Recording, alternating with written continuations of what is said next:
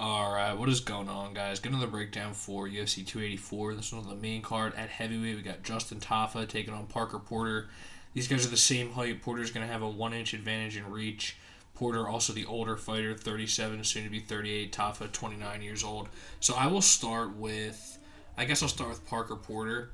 Honestly, kind of underrated because you look at him and you just think he's one of these cans that is brought in to just get knocked out and build up prospects, but he holds his own and he has fairly good cardio.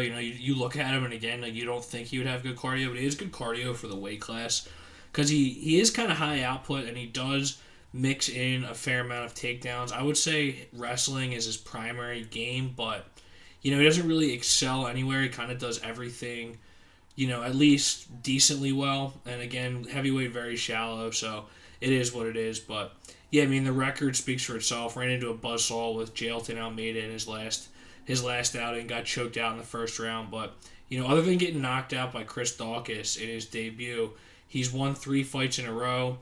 The Alan Badeau fight, he had some trouble in that one. But again, like I said, he has decent cardio for the weight class, and I think he was just able to outwork him, get a key takedown in the third, and put down a rally that Badeau was having, and I think that matchup is one that should definitely be watched for this tape study, because I think the biggest problem Parker Porter is going to have in this fight is on these entries, because Justin Tafa has really nasty counters, particularly hooks. And you don't want to just be walking into them. He does have a tendency to walk into shots, but he does have a chin too.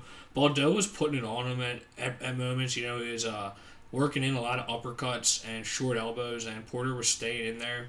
And yeah, he's just, again, he just outworks these guys. Has a fairly high volume, not a ton of power, but it goes a long way at heavyweight, because a lot of these heavyweight fights kind of devolve into guys who, if they don't get the knockout early, they kind of tend to fade, and then Parker Porter tends to excel in those types of matchups. So it's something to keep in mind. And for Justin Tafa, definitely like a guy that I think that the promotion is high on, or at least they have been in the last couple years. But if you ask me, he hasn't really lived up to the hype at all. I'm not saying there's a lot of hype on Justin Tafa, but he's always on a lot of main cards.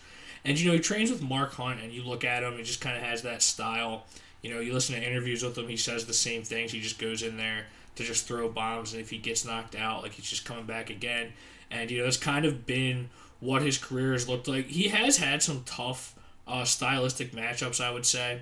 We'll just go over the good first. In his last fight, brutal head kick in close, gets Harry Hunsucker out of there. Did catch him early, too, with a counter left hook off a caught kick, and that knocked him down.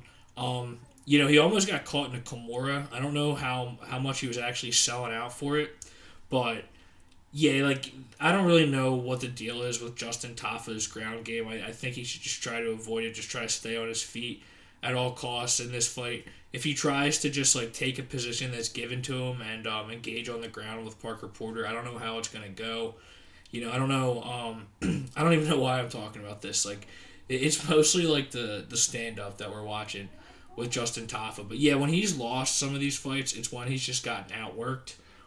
Which, like I was saying, Parker Porter has a tendency to outwork his opponents when he wins, so it is worth keeping in mind. But Carlos Felipe, he's what? I think he's suspended for PEDs, but he's pretty decent as a heavyweight, honestly. He tends to come on strong in the second and third round, and not a ton of power, but just outworks his opponents.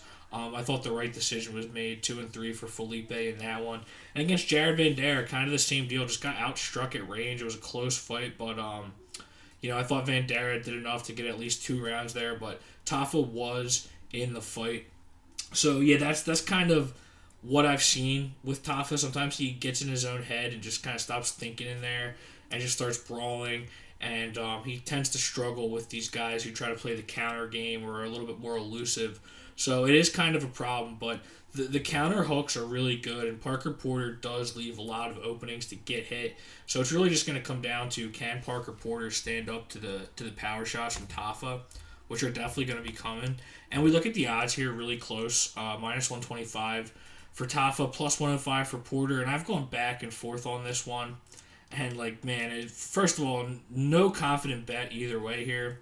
But I guess I'm going to trust in Justin Tafa one more time just because it's heavyweight. And if he doesn't, if he doesn't get the knockout here, then I don't think I'm ever gonna bet on him again because he's just kind of like he is what he is at that point. But we'll see if he can build off of that Harry Hunsucker knockout. And on paper, I think that Parker Porter has more paths for sure. But his takedown ability isn't that great. If he gets the fight to the ground, he's kind of good at tiring his opponents out and finishing the round strong. But his takedown ability in and of itself isn't that high. If he's just pushing him into the fence, I think that he might end up losing those rounds because I figured Tafa will be hitting him with the heavier shots. But I think Tafa's going to be the most dangerous in the first round, and I do think he's going to find that opening. And if you're going with Tafa, I think it's got to be knockout or bust. I think if it goes to the scorecards, Parker Porter will win on volume and just some clinch control or some takedowns. I think he'll just salt these rounds away if it goes to a decision. But it is heavyweight, so I'll just trust in Justin Tafa's power to get the knockout. But not at all confident pick. Could go either way. I saw in Tapology it's like 65, 69% going with Tafa. I think that's a little high. I think that this fight could really go either way. But yeah, I am going to side with Tafa's power just because it's heavyweight more than anything else, really. So thanks for watching, guys. Share, subscribe, and take it easy.